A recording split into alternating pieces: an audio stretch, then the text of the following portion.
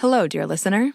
I'm Megan, host of this series, and before we get into the show, I wanted to take a minute to tell you about our sponsor, F.I.R.E, the Foundation for Individual Rights and Expression. We live in a moment when free speech, the bedrock of our democracy and of all free societies, is often viewed as suspect, where many argue that the right to free speech is too dangerous, and that even listening to ideological opponents is morally wrong. Many people just don't see a problem with using the law, corporate power, and even extraordinary social pressure to censor viewpoints they disagree with. But many of us feel the costs of all this in our everyday lives. We feel it when we self-censor, afraid to say what we really think, sometimes even in private conversations with friends or loved ones. We feel it when we opt out of a growing number of public discussions, afraid of the potential cost to our jobs and even our relationships. F.I.R.E shares a mission with this show, to remind us why a culture of free speech and open dialogue matters.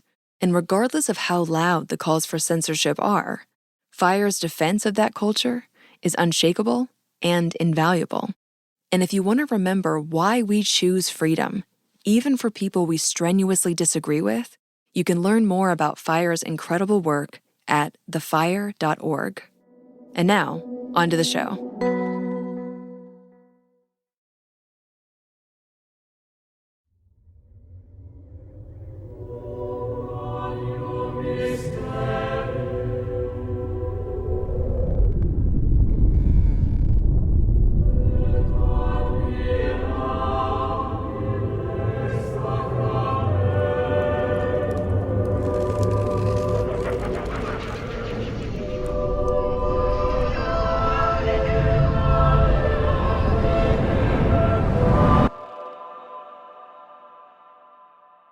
The cave you fear to enter holds the treasure you seek.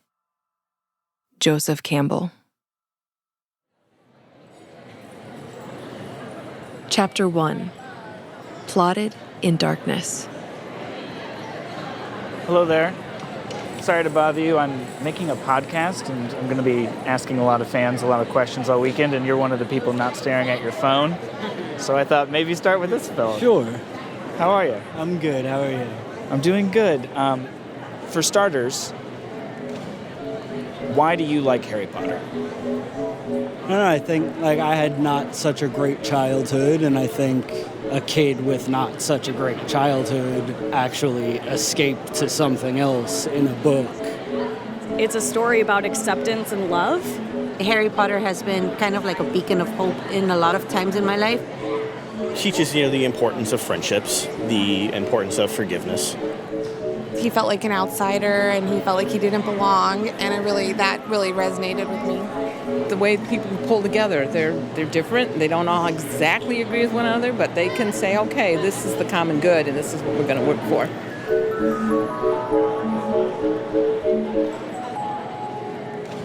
What about the author? What about JK Rowling?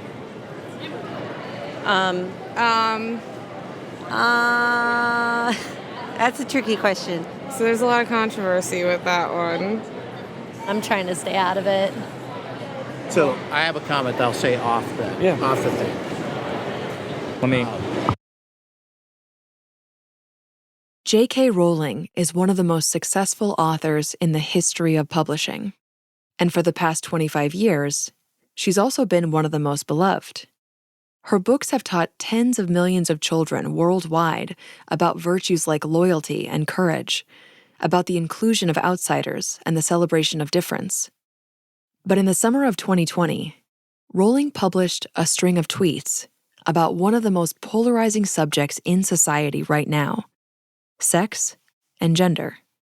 She waded into a conflict about transgender rights and the way she believed some activists were eroding hard-won rights for women. There was an explosive reaction to Rowling's tweets, which led many, including lifelong fans of her work, to condemn her and to call for her books to be banned, boycotted, and in some cases, burned. So let me talk about the infamous book burning video for a second. I am not just offended by what JK Rowling says. I am fearful because of what she is promoting on her platform. JK Rowling is literally putting trans lives at further risk. She just is. It's disgusting and it's problematic. I mean, let's face it, Hermione would punch this woman in the face right now. The Harry Potter franchise is literally making this world unsafe for kids today. Rowling was denounced by people she'd worked with for years, by staff at her publishers, and by human rights organizations that had once lauded her. Actors who had grown up on the Harry Potter film sets, people she had known since they were children, distanced themselves from her. Die-hard fans got their Harry Potter tattoos removed. Some called for anyone supporting Rowling, even in small ways, to be fired from their jobs. The condemnation moved to rallies, where Rowling became a symbol. You are murdering trans children! Let's get out my time!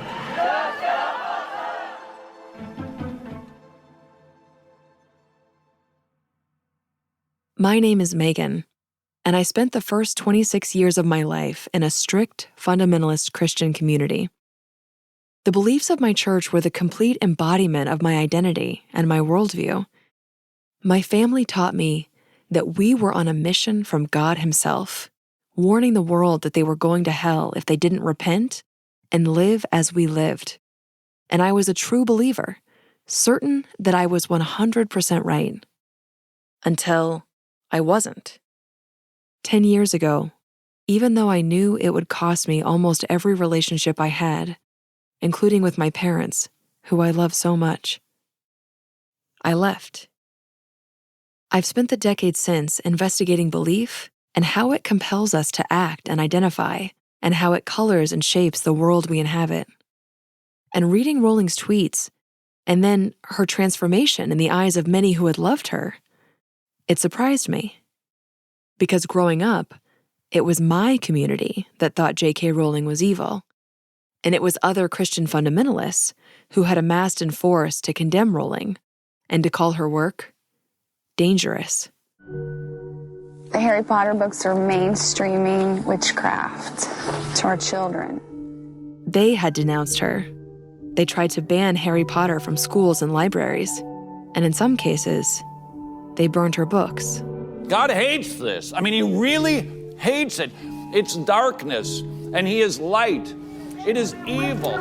It's a stepping stone, kind of like marijuana leading to crack. The little kids, they don't know the difference. The adults do, and that's a shame on those parents that have their little kids read it. When their kids commit suicide, I told them so. They've been warned. Despite its unparalleled popularity, Harry Potter is actually among the most banned books of the 21st century. And Rowling, even though she's inspired profound adoration throughout her career with fans all over the planet, she's also been the subject of intense, widespread, and vocal backlashes from people whose politics could not be more at odds.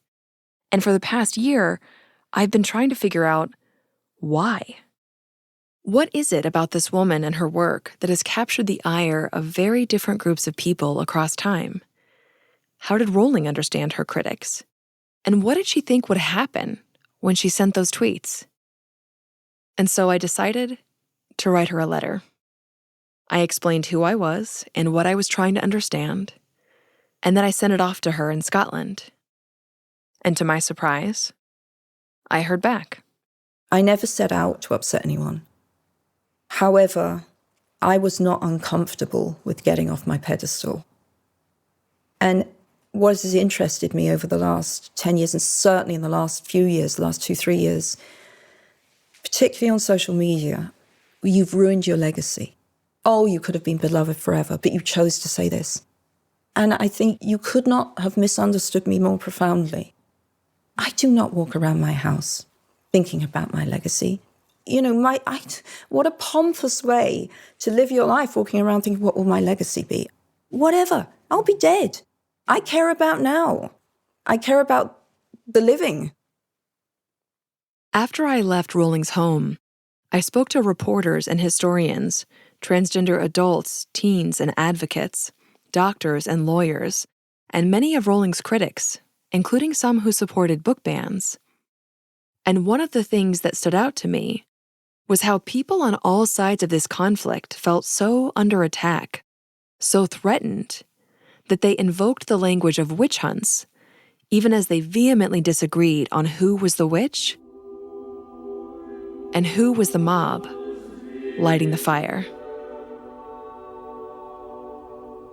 I'm Megan Phelps Roper, and these are the witch trials of JK Rowling.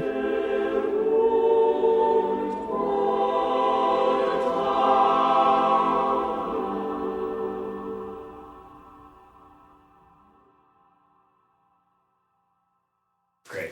Well, if you guys have water, you sound good. I'm going to put on these headphones. Shall we close that door? It might need to be locked, actually. Last summer, JK Rowling invited me to her 16th century stone house, where she lives with her husband, her younger children, and 2 dogs. Later, I would Google the place and learn that it's technically a castle, which, from the outside, makes sense. But inside it felt smaller, cozy even. The rooms were not high-vaulted and lofty, but snug and homey. Think more Hobbits in the Shire, less Princess in a Tower. Rowling was also smaller in real life than I would have guessed. She showed my producer and me into her drawing room, filled with books that she'd color-coordinated into a rainbow over the pandemic lockdown. And it was here that we would sit together, over the course of the next few days, and talk. Get big, deep breaths. Yoga move? All right. Let's do it. Okay, so I want to start with a big question. Why do you think we humans, especially young kids, why do we like stories about witches and wizards and giants and dark magic? What is it about us? And what is it about magic and magical worlds that we find so compelling? I'm very interested in this because I think it speaks to something very profound in human nature. Magic gives a person agency they wouldn't otherwise have. And I think that's particularly appealing to a child because children inevitably are quite powerless. Even children in happy families are relatively powerless. And the idea that you have secret power, extraordinary power, supernatural power, I think is hugely seductive to all of us, to adults as well, but particularly to children. I want to go back to the early days, and I know you've talked about this period in your life so much over the years, this time just before Harry Potter was published. But I also know that our stories aren't static. They shift over the time with the benefit of hindsight and new experiences and just where you are in life when you're telling the story again. I know exactly what you mean. You're right. I've been asked 1,000,000 times about the moment when I had the idea on the train. Mm-hmm. And I've said it so many times, but you do look back and suddenly you stumble into this little pool of self-knowledge or memory that can be so illuminating. So I had the idea for Potter on a train when I was 25.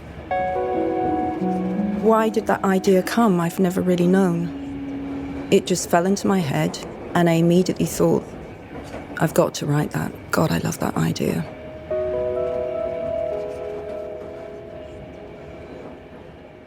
The funny thing is, I was never a great reader of fantasy. The thing that interests me most is human nature, above anything else.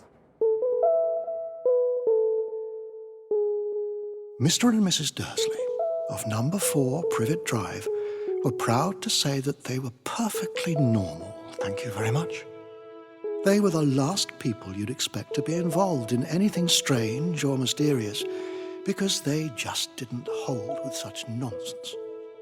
But there was something about this particular story. Perhaps it had something to do with living in a dark cupboard, but Harry had always been small and skinny for his age. Harry had a thin face, knobbly knees, black hair, and bright green eyes. He wore round glasses held together with a lot of Scotch tape. This boy who was unhappy and without any power, suddenly realizing what he had and who he was. The only thing Harry liked about his own appearance was a very thin scar on his forehead that was shaped like a lightning bolt. He had had it as long as he could remember, and the first question he could remember asking his Aunt Petunia was how he had gotten it.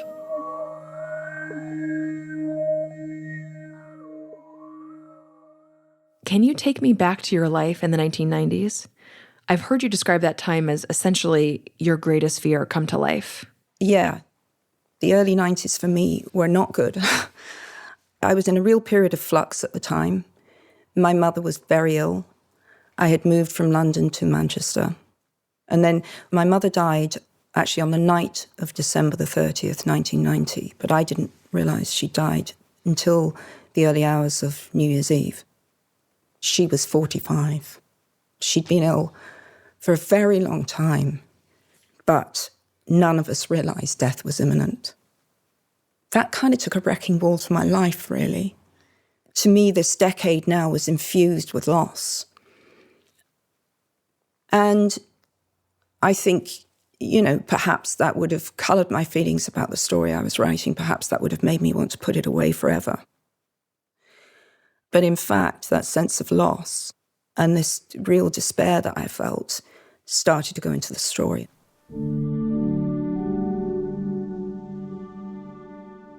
Harry was so close to the mirror now that his nose was nearly touching that of his reflection.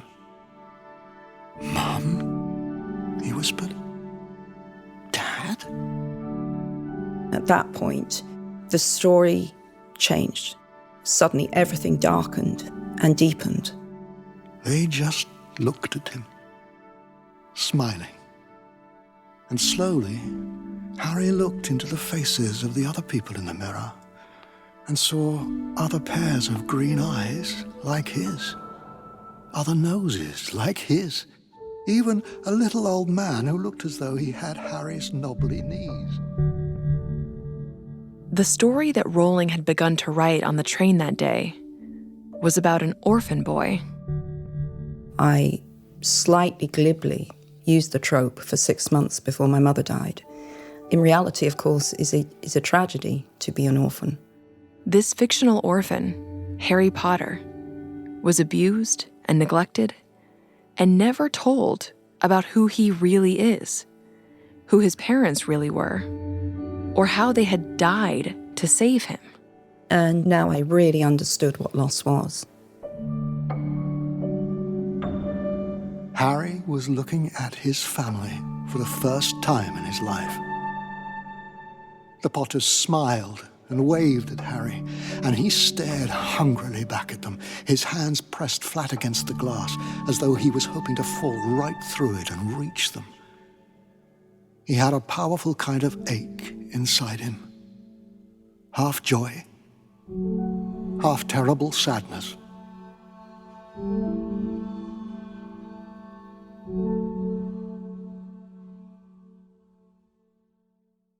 This little manuscript that only I knew this story, no one else had seen it. I hadn't spoken about it really to anyone else. This was the thing that I just clutched onto as I went off on my journeys. In 1991, at the age of 25, Rowling broke up with her boyfriend, quit her job, and she left the UK. I decided I need to get away. She got a job teaching English as a foreign language. I went abroad. I knew that I liked teaching, and so I thought, I'm just going to go away. I'm going to take a year out, I'll teach. I don't really know why, but I chose to go to Portugal. And initially it did the job. I'm away, I'm in a different environment, this is helping me. But I think that emotionally I was still incredibly vulnerable. Well, in fact, I know I was emotionally vulnerable. So while there was a lot of fun and there was relief in not being surrounded by the familiar, I was pretty lost and pretending not to be lost. Still grieving, unsure of what her future held, Rowling says she tried to put on a good face and move forward. And pretty soon, she met someone. So you go to Portugal and you meet a guy? I did. I met a guy. I think I'd been there 6 months, maybe. in a bar with my friends, good-looking guy, told me he was a journalist. We began dating. It was okay. It was okay. I'd lost my moorings, and I was drifting along in something that wasn't perfect, but it was good to be wanted. It was good to have affection, but I was kind of adrift. The months went by, and eventually, they decided to move into an apartment together. A year came, and it went. And then I became pregnant accidentally. And while pregnant, he proposed to me. And then I lost the baby. I miscarried, which was hugely traumatic. It was traumatic physically and it was traumatic emotionally. And that was another massive loss. And I think at that point, I really was in a very, I was certainly not in a balanced state of mind. And when I lost the baby, I do remember having a moment, in my grief for the baby, I do remember having a moment where I thought, so we're not going to get married. That's clear, right? And I'm almost speaking to myself, that's clear, Joe, we're not going to marry this guy. But he was putting huge pressure on me to get married. So I went through with it and then became pregnant almost immediately we were married, which is a joyful thing because I cannot imagine a world without my Jessica in it. So in with all the bad, there was an amazing, wonderful thing came out of it, and that was my daughter. But as I understand it, even before your daughter was born, your husband had become increasingly abusive. Yeah. The situation was a bad situation, but until you actually go through it, you don't know what you would choose to do. Rowling says she tried to end things. I left him twice before I left for good, and then I went back twice. But it just got worse from there. The marriage at this point has turned very violent and very controlling. At this point, he's searching my handbag every time I come home. I haven't got a key to my own front door because he's got to control the front door. And I think he's not a stupid person. I think he knew or suspected that I was going to try and bolt again. It was a horrible state of tension to live in because you have to act. And I don't think I'm a very good actor. I don't have a very good poker face. And that was a huge strain to act as though I wasn't going. That's a terrible way to live. And yet, the manuscript kept growing. I'd continued to write. In fact, he knew what that manuscript meant to me because at a point, he took the manuscript and hid it. And that was his hostage. Oh my God. When I realized that I was definitely going to go, this was it, I was definitely going, I would take a few pages of the manuscript into work every day, just a few pages so he wouldn't realize anything was missing, and I would photocopy it. And gradually in a cupboard in the staff room, bit by bit, a photocopied manuscript grew and grew and grew because I suspected that if I wasn't able to get out with everything, he would burn it or take it or hold it hostage. That manuscript still meant so much to me. That was the thing that actually I prioritized saving. The only thing I prioritized beyond that, obviously, was my daughter. But at that point, she's still inside me, so she's as safe as she can be in that situation. In July of 1993, Rowling gave birth to a baby girl and named her Jessica, after one of her favorite writers, Jessica Mitford. She says it was this experience of motherhood that would ultimately push her to the point where she had to make a change. I do remember thinking very clearly, and that was probably at the moment I knew I had to leave, about a month before I did leave. She's not going to grow up and watch this happening to her mother. She's not going to grow up and think that this is normal or okay. So she started mapping out a way to get to her sister, who lived in Scotland.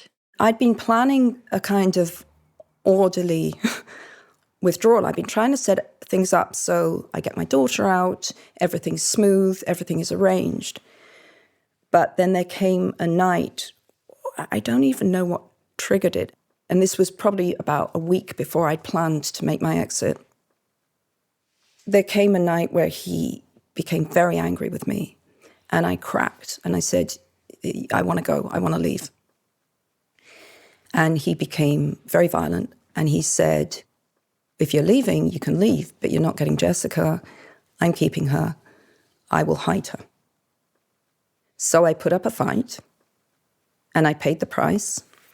There was a very loud and a violent scene, which terminated with me lying in the street. And then I thought, right, I'm going to the police. And I went to the police and I was assessed and I was agreed that I clearly had just been beaten up. I was pretty bruised. And I filed a complaint. And the next day went back to the house with the police and got Jessica back. Sitting where you are today as one of the most powerful, influential women in the world, like, it almost seems like you're describing a different person. You know, you are a person without a key to your own flat, and you're being physically abused and beaten up and smuggling out, plotting an escape. But the thing is, I am still that person, you see. Mm-hmm. To me, the through line is very clear.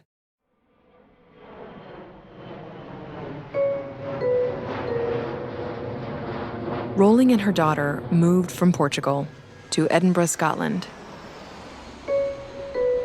With just a couple of suitcases and next to nothing in her bank account, she was starting over, again.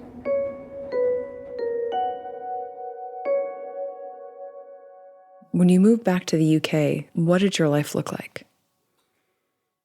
Well, I'm not going to say it was as low as you can go, because it wasn't. I had very kind people who helped me. I could go stay with my sister, which was obviously not the case for some people who find themselves in my situation. And I think I spent 2-3 weeks with my sister, and then I moved into my own place, which was really a glorified bedsit. Wait, a glorified what? Bedsit. Do you not have that phrase? What is that phrase? I mean, it's like a room and a half. You know, so my first flat was like, there was a bathroom, but the kitchen, pretty much everything else is together. Oh, okay. Like a studio apartment is. Okay, but like that sounds so much more glamorous than bedsit. And I call Jessica Decker, so Decker and I were sharing a bedroom. Rowling said she was even more adrift than when she left the UK years before. She was divorced, broke, a single mother, and she had just enrolled in a teacher training program in hopes of eventually getting a job at a local school. But I was living on benefits, which you would call welfare, obviously, and I was, at this point, my mental health was not good. I'd never lived in Scotland, although I have Scottish ancestry. I was really here because my sister was here. She felt isolated. She was questioning her worth. She didn't have her mother there to help her become a mother. She says that she was losing herself. I was dissociating, I was losing time, I was definitely had suicidal thoughts. I was in a very dark, shaky place. And yet it was this darkness, getting this low, that she now is almost grateful for. It stripped away the inessential. It showed me, even though I was a mess, candidly I was a mess, I had this daughter that I loved beyond anything in my life. It was love like as I'd never experienced before. And that was so powerful.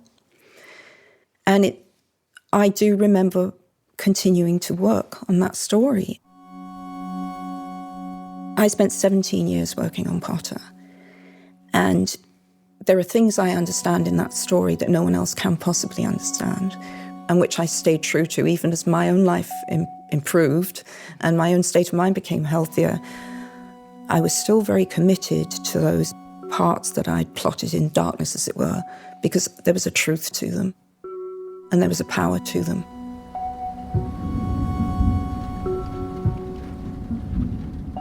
But you must know who your mum and dad were, he said. I mean, they were famous. You're famous. What? Said Harry. My mum and dad were famous? Were they? You don't know? Hagrid ran his fingers through his hair, fixing Harry with a bewildered stare. You don't know who you are. I could have no idea what was going to come.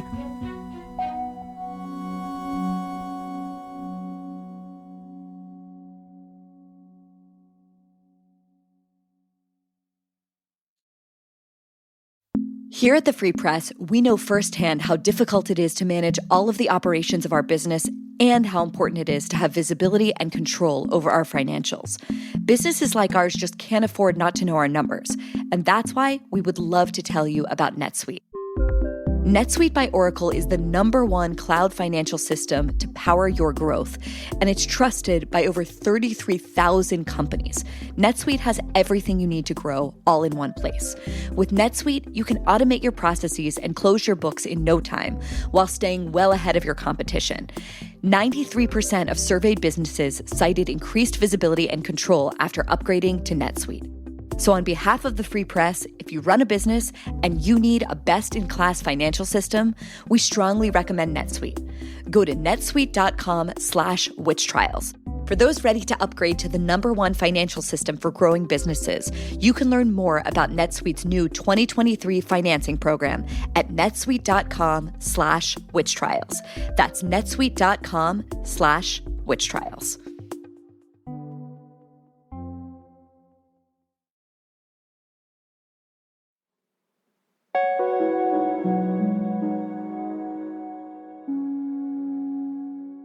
A part of the folklore around Harry Potter, which turns out to be true, is that originally the first book was rejected by 12 different publishers before finally someone was willing to put it out.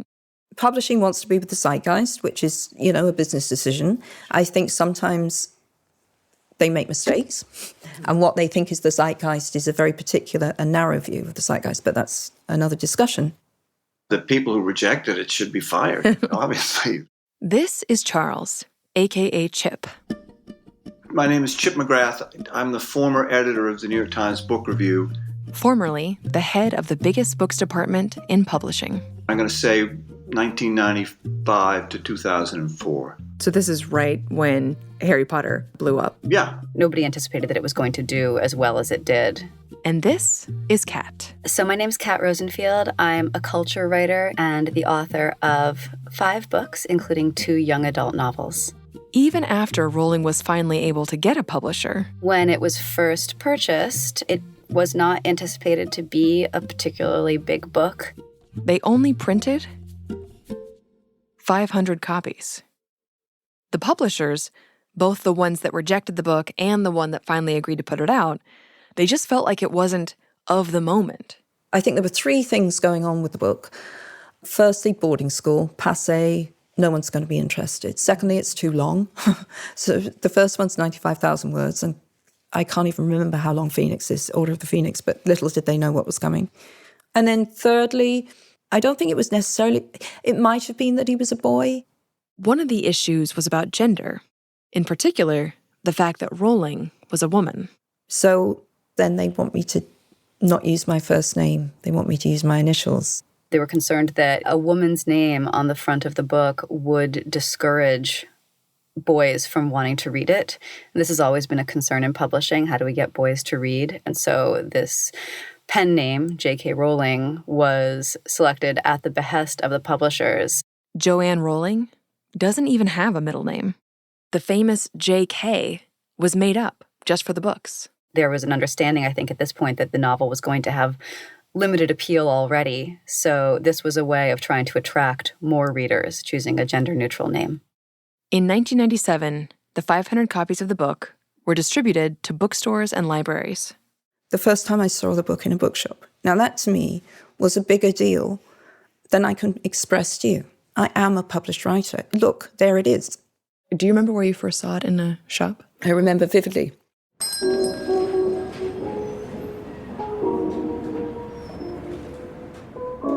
It's actually not there anymore. It was a Waterstones, a mainstream book outlet. And I genuinely didn't go in there to look for it. I went in there to buy a picture book for my daughter. And I turned and I looked at the R section of the chapter books. And as I thought, it will be there, I saw it. It's a completely unknown book. There's no fanfare. There was no big launch party. Mm-hmm. That's normal. It wasn't in the window. No, of course not. It's just quietly appeared on the shelf. And it was one of the best moments of my life. It was the most incredible feeling. There was very little marketing budget, but it became clear fairly early on that children were telling children about the book. It's like a chain reaction. Everybody gets involved with that. In my class, like, you didn't read Harry Potter? Yeah, like 2 days later, it was so good, wasn't it? It was word of mouth. It started to get bigger and bigger. It's very different. It's not like a normal, average book. It's like so imaginative. It's so detailed. It's almost like watching the book instead of reading it. Quickly, those 500 copies they originally printed became 30,000 copies. And then, in less than a year, Scholastic Books, one of the biggest publishers in the US, picked up the book. And suddenly, if you don't know it, your children almost certainly do. It was everywhere. A little boy named Harry Potter is working magic in the world of books. Harry Potter is an old-fashioned, good triumphs over evil story, but full of quirks and surprises. This idea of an orphan boy, abused, neglected, unwanted, who suddenly gets a mysterious letter telling him there's a whole other world out there with a place for him in it. This idea that in this other world, full of adventure and danger, giants and dragons, good and evil, he'll find his friends, his identity, his courage to do great things. This idea that Rowling came up with on the train in 1990, it just profoundly connected with so many people. And as its success grew, Rowling's own life started to become part of the story.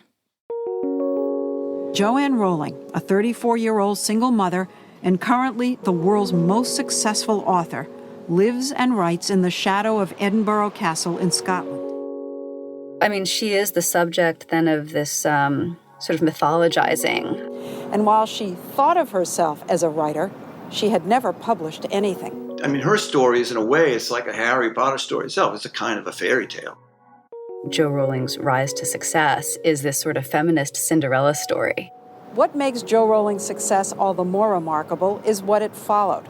She had few friends and fewer prospects and ended up on welfare, actually skipping meals to make sure she had enough money for her 4-month-old baby. You have a single mom on welfare who writes this book that changes the course of the culture. Her agent says that Rowling, barely 5 years away from welfare, could end up making $100 million. This idea of a woman doing it on her own.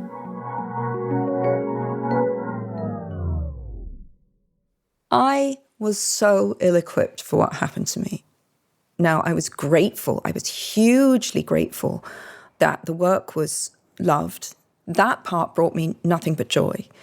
And materially speaking, I mean, my life had been transformed. At that point, I was living, for the first time, I'd been able to buy a house. But I was scared. What was happening to me in terms of fame was outstripping me constantly. So I buy this very ordinary house that's standing on a nice, ordinary street, and I've got journalists parked outside my front door. They're within feet of my front door. Mm-hmm. Oh, wow. So, I felt like I was playing catch-up all the time with the situation. Right. And I wasn't... It was changing faster than you could respond to it. It was changing far faster than I could deal with. Mm-hmm. And all the time, I have this lurking fear because I know that there's someone out there who does not wish me well. So, that was strange. And then, well, to tell you the truth, the reason we left that first place was my ex-husband arrived and broke in. Oh, my God. Yeah. So moving became quite a pressing issue at that point. And in the middle of all of this, like, you're still worried. You have not escaped your husband. You see, this is the insanity of it, okay? I'm trying to retain, like an iron wall around my location as well, because everyone wants to come. Can I photograph you at home? No, you can't photograph me at home. Why not? You're being so precious. You're being so starry. And it's not that at all. It was quite the reverse. It's because the last time my ex-husband knew my address, he turned up and broke in. What was that like? I mean, you're this rising star and you're still trying to hide. I think that's actually the most accurate summary of my situation I've ever heard. Try and reconcile suddenly having a lot of press interest with really, really wanting to live under the radar for very concrete reasons. Not because I thought I was Salinger, not because, I'm Greta Garbo, but because your own safety. Yeah. I was living in a state of real tension that I couldn't express to many people. 11, 10, 9, 8. And yet, with the release of each new book, the Harry Potter phenomenon broke new records.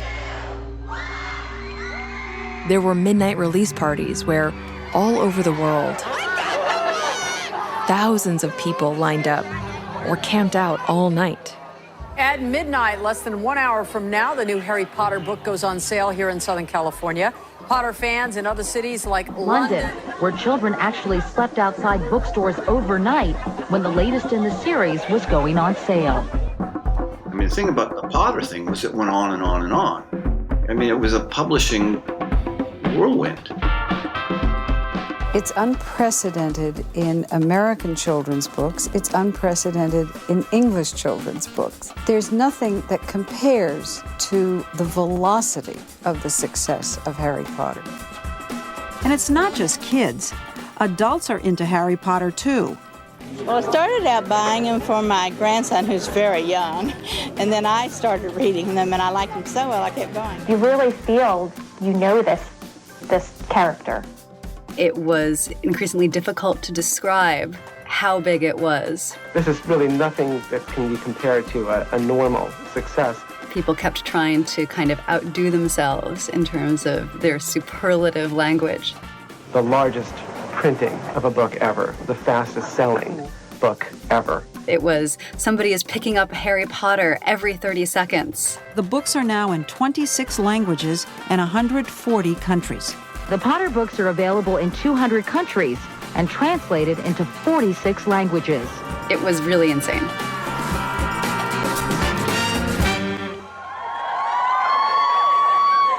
As we crossed over into the year 2000, suddenly everything seemed to just supersize itself. Everything, from my point of view, became a bit more crazy.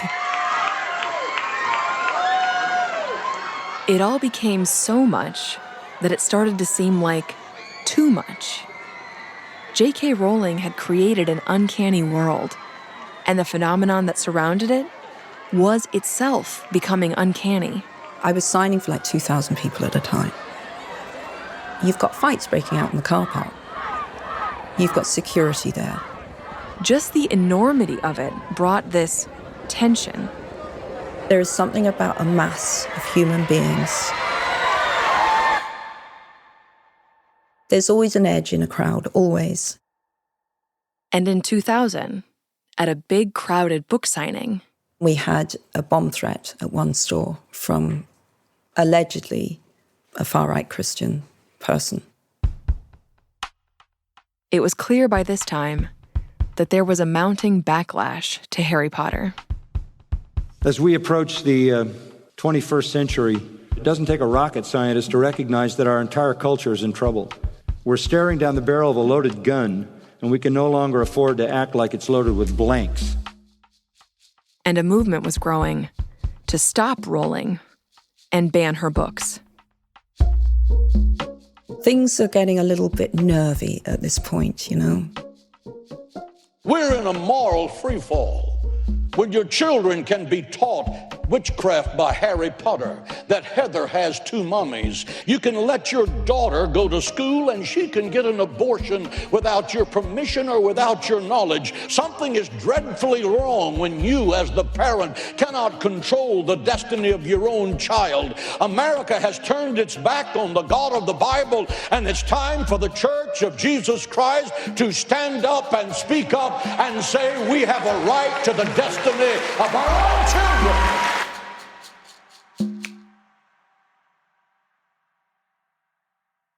The story continues in Chapter 2.